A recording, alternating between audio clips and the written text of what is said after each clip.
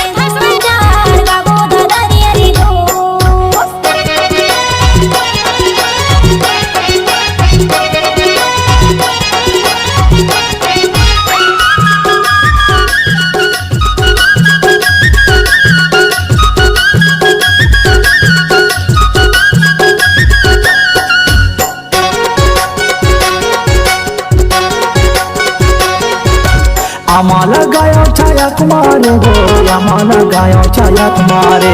आम्हाला गायो छाया कुमारे हो आम्हाला गायो छाया कुमारे चलना डोंगरी पहाड़ कबो तेंदु चार गाबो दरिया रे दो चलना डोंगरी पहाड़ कबो तेंदु चार गाबो दरिया रे दो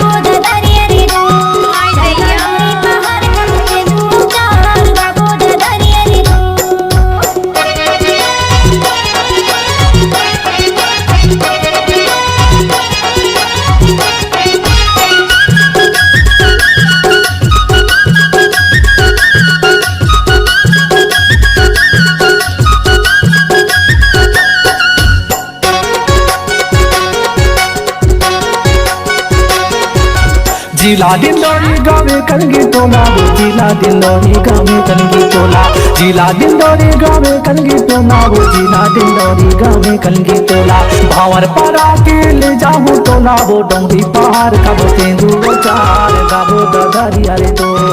चलना डोंगरी पहाड़ कबो तेंदु चार गाबो दरिया रे दो